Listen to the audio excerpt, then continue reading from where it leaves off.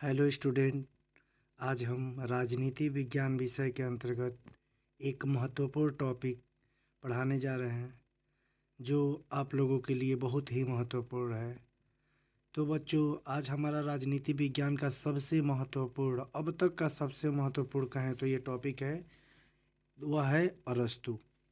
तो बच्चों, सबसे ज़्यादा ज़रूरी यही होता है अरस्तू, क्योंकि अरस्तू हमारा क्या है, राजनीति विज्ञान का जनक है। और अब तक अरस्तू का नाम केवल सुनते आ रहे थे, अब अरस्तू के बारे में हम लोग आज पढ़ने जा रहे हैं कि अरस्तू क्या है।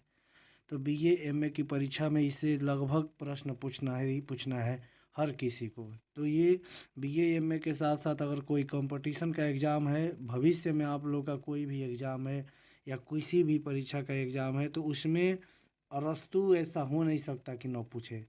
ठीक है बच्चों, तो अरस्तू से ज़रूर प्रश्न पूछना चाहिए और प्रश्न बनना भी चाहिए और अरस्तू के बारे में जानना भी चाहिए, ये सबसे इम्पोर्टेंट है। तो चलिए बच्चों, अरस्तू के बारे में जानते हैं। तो बच्चों देखो, अरस्तू का जन्म हुआ था 384 ईसा पूर्व में और उसकी मृत्यु होती है 322 ईसा पूर्व में। ईस्वी नहीं, ईसा पूर्व, और ईसा पूर्व जानते हैं उल्टा चलता है। ठीक है, तो वो उल्टा चलता है। तो बच्चों देखो, 384 ईसा पूर्व में उसका जन्म होता है और 322 ईसा पूर्व में मृत्यु हो जाती है। और उसका जन्म कहाँ होता है? तो अरस्तू का जन्म 384 ईसा पूर्व में प्राचीन यूनान, जो प्राचीन यूनान उस समय हुआ करता, उसी के मैसिडोनिया के स्टेगिरा में हुआ था। ठीक है, मैसिडोनिया जो था उसी के स्टेगिरा जगह पर हुआ था इसका जन्म। और अरस्तू के पिता क्या थे? मैसिडोनिया के राजा के निजी राजवैद्य थे। यानी राजा का जानते ही हैं कि आज भी प्रधानमंत्री का, राष्ट्रपति का, जो भी शासनाध्यक्ष होता है उसका निजी चिकित्सक होता है।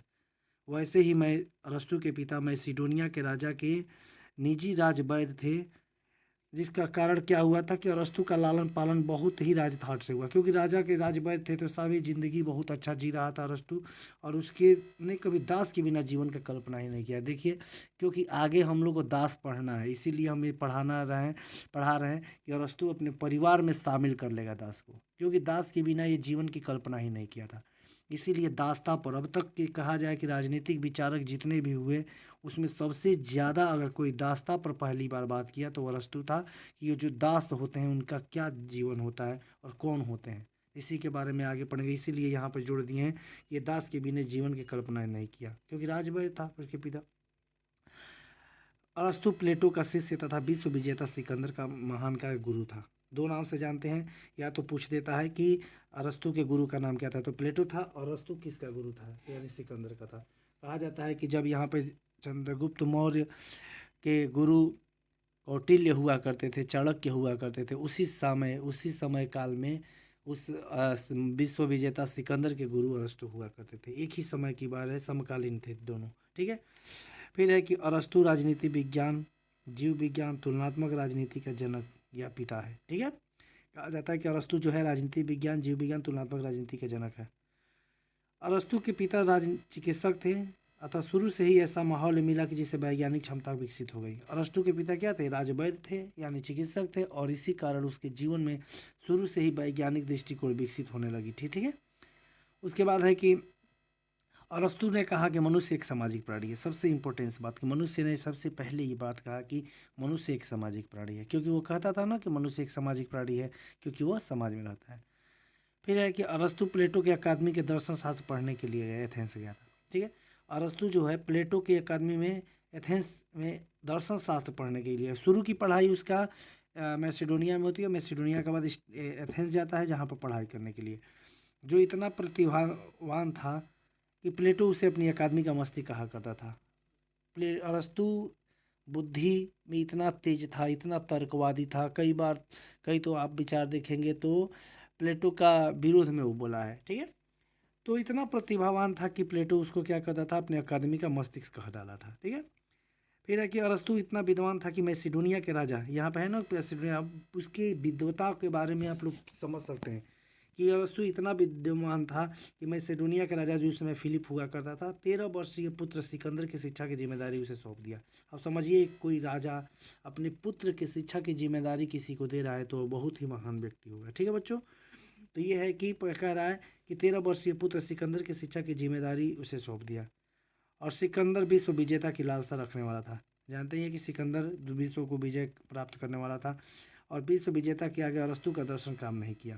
अरस्तू का जो दर्शन था, फिलॉसफी था, वो दर्शन उसके ऊपर काम नहीं कर रहा था। उसके ऊपर तो बस दुनिया में एक ही था कि विश्व विजय बनना, और वह विश्व विजय की ओर निकल पड़ा। अरस्तू की शिक्षा में ग्रहण करते समय ही उसने विश्व विजय की ओर, क्योंकि उसकी प्रीता के बाद वो शासक बनता है और शासक बनने के बाद वो विश्व विजय की ओर निकल पड़ता है। उसके बाद माना जाता है कि भारत आता है, और भारत आने के बाद यहाँ पर उसे कुछ हाथ नहीं लगता है, और जब वो वापस जाता है तो वापस जाते हुए उसकी मृत्यु हो जाती है। और मृत्यु हो जाती है, सिकंदर की मृत्यु होती है, तो एथेंस की जनता, मतलब क्या होती है कि वहाँ की जो जनता होती है, जैसे ही खबर पाती है एथेंस में कि अरस्तु क्या बोलते हैं, सिकंदर की मृत्यु हो गई, तो वहाँ पर वहाँ के विरोधी जो राजनीतिक दल था वो क्या कर देता है, हावी हो जाता है, क्रांति कर देता है, और इस प्रकार मैसिडोनियन दल का पतन होता है और वहाँ नई सरकार आ जाती है। ठीक है बच्चों, नई सरकार आने के बाद जैसे ही दूसरी सरकार आती है तो सभी जितने भी मैसिडोनियन दल के लोग थे उनको गिरफ्तार करना काम कर देती है। उसी समय अरस्तु को गिरफ्तार कर देशद्रोह मुकदमा चलाने का प्रयास करती है, क्योंकि अरस्तु तो साफ साफ उसका गुरु ही था, तो उसको तो पकड़ना उसके लिए अत्यंत आवश्यक था। गिरफ्तार करने का आदेश दे दिया, लेकिन अरस्तु क्या करता है, एथेंस छोड़कर 322 ईसा पूर्व में भाग जाता है, और पूर्व में भाग गए ताकि एथेंसवासी, उसने ईसा पूर्व में भाग इसलिए जाता है ताकि एथेंसवासी पुनः सुकरात की भांति दूसरा अपराध न कर दे। क्योंकि सुकरात को क्या हुआ था, यही एथेंसवासी, मतलब वहाँ का शासक, मृत्यु दंड दिया जाता था।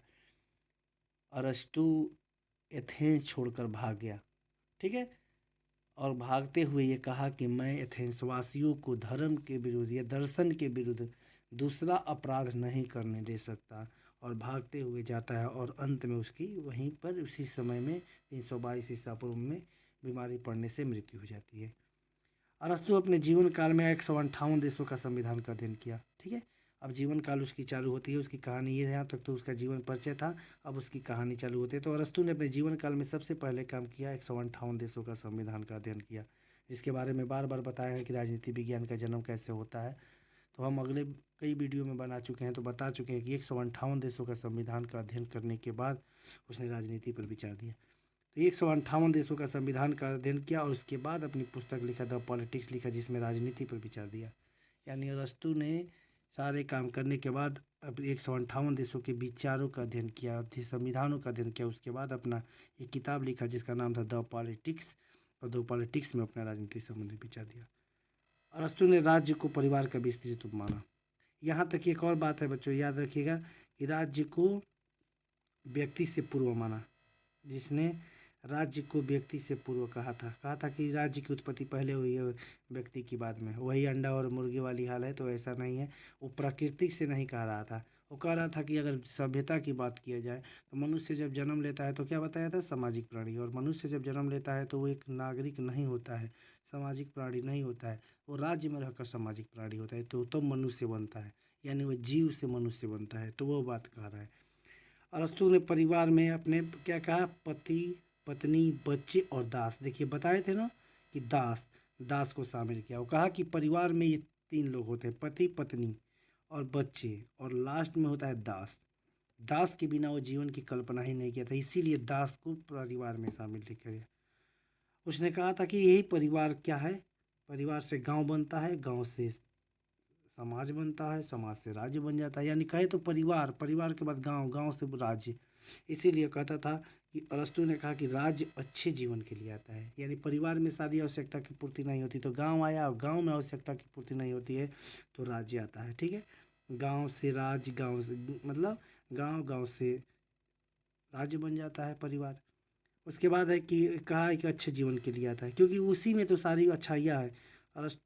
अरस्तु ने कहा क्रांति के कारण सदैव असमानता में पाई जाती है। उसने क्रांति संबंधी सिद्धांत भी दिया, और क्रांति के लिए उसने कारण बताया असमानता। वो कहा कि जब समाज में असमानता पाई जाती है, कहीं ना कहीं असमानता जब देखी जाती है, और वही असमानता क्या कर देती है, क्रांति का कारण बन जाती है।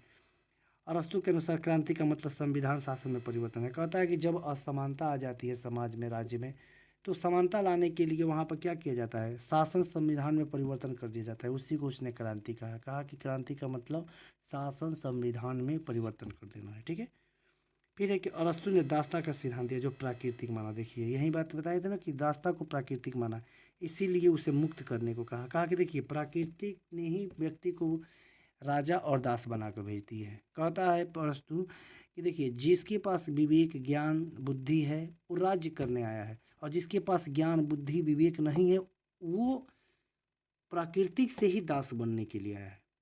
लेकिन अरस्तु ने यही कहा कि जैसे ही प्रकृति ने उसे दास बनाकर भेजी है, लेकिन धीरे धीरे इसी प्रकृति में रहकर वह अगर ज्ञानी हो जाता है तो वो मालिक बन जाता है, स्वामी बन जाता है, और उसे दासता से मुक्त कर देना चाहिए। जैसे युद्ध अपराधियों को कहा था कि नहीं ये दास नहीं है, ठीक है, युद्ध बंदियों को कहा था नहीं ये दास इनको मत रखिए, ये दास नहीं है, ये इनको अलग श्रेणी में रखिए। दास कहा था कि ये दासता प्राकृतिक होती है, वो गुलाम बनने के लिए जन्म से ही आए हैं। जिस दिन उसके ज्ञान हो जाएगा उसे दासता से मुक्त कर दिया जाएगा, क्योंकि उनकी भी भलाई हो जाएगी। इसीलिए दास को बोले थे कि दास स्वामी के लिए भी जरूरी है, जो स्वामी के लिए दास भी जरूरी है। यानी स्वामी के लिए दास के बिना जीवन की कल्पना नहीं की जा सकती, और दासता के लिए भी जरूरी है कि दास हमेशा जीवन में दुखी रहेगा, इसीलिए उसे स्वामी के साथ रख देने से वो बुद्धिमान हो जाता है। देखते नहीं है कि हम लोग के यहाँ भी जो नौकर चाकर होते हैं समाज में, देखते हैं ना कि वो राजा के साथ रहते रहते होशियार हो जाते हैं। यानी किसी विभाग का चपरासी को देखते हैं ना, वो राजा से यानी उस अधिकारी से होशियार बन जाता है।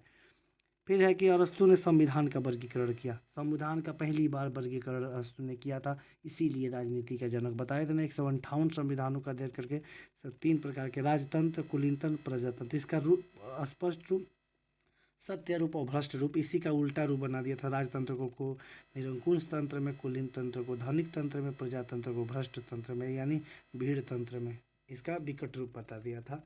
तो संविधान का कहें तो अरस्तु ने संविधान का वर्गीकरण किया, ठीक है। इसके बाद अरस्तु ने मिश्रित शासन की बात किया, कहा था कि मेरा संविधान ऐसा होगा जिसमें इस सभी के लक्षण पाए जाएंगे, ठीक है। अरस्तु ने नागरिकता का सिद्धांत प्रस्तुत किया। अरस्तु का एक सिद्धांत है नागरिकता का सिद्धांत, जिसमें कहा कि नागरिक वही है जो शासन सत्ता में सहयोग दे। अरस्तु ने कहा था कि नागरिक उसी व्यक्ति को कहा जाएगा जो शासन सत्ता में भागीदारी हो। उसने कहा स्त्री, बच्चे, दास तथा अन्य देशी नागरिक नहीं माना। कहा कि देखिए बच्चे जो होते हैं उनका किसी प्रकार का राज्य में सहयोग नहीं होता है, स्त्रियां किसी प्रकार की, इसीलिए नारी विरोधी विचारक अरस्तु को माना जाता है। बच्चों याद रखिएगा, प्लेटो नारीवादी था लेकिन अरस्तु नारी विरोधी था। उसने कहा कि स्त्रियों का कोई हस्तक्षेप नहीं होता है, उसने उसके समय में स्त्रियों को कोई अधिकार नहीं था, तो स्त्रियाँ किसी प्रकार का राज्य में सहयोग नहीं करती हैं, इसलिए वो नागरिक नहीं है। और अन्य देशी यानी विदेशियों को उसने नागरिक नहीं माना था, और बच्चे तो बच्चे होते हैं। यहाँ तक कि शिल्पी उल्पी जो होते हैं सब ना, जो छोटे छोटे काम करते हैं, कारगर, मोची, इन सबको भी उसने नागरिक नहीं माना। मतलब साफ कहने का मतलब एक शब्द याद रखिएगा कि अरस्तु का मतलब नागरिक वही व्यक्ति है जो राज्य सत्ता में सहयोग करता हो, ठीक है। ठीक है बच्चों, तो ये था अरस्तु का विचार और अरस्तु का थियरी। तो याद रखिएगा अब तक का सबसे इम्पोर्टेंस वीडियो है। अरस्तु के बारे में सबको जानना चाहिए कि अरस्तु का कैसे जीवन बीता, अरस्तु का स्टेटमेंट्स क्या है, सिद्धांत क्या क्या दिया था। तो इसको याद रखिएगा, बढ़िया से नोट्स बना लीजिएगा। धन्यवाद बच्चों, वीडियो को ज़्यादा से ज़्यादा लाइक कर दीजिए, सब्सक्राइब कर लीजिए और शेयर कर दीजिए। धन्यवाद।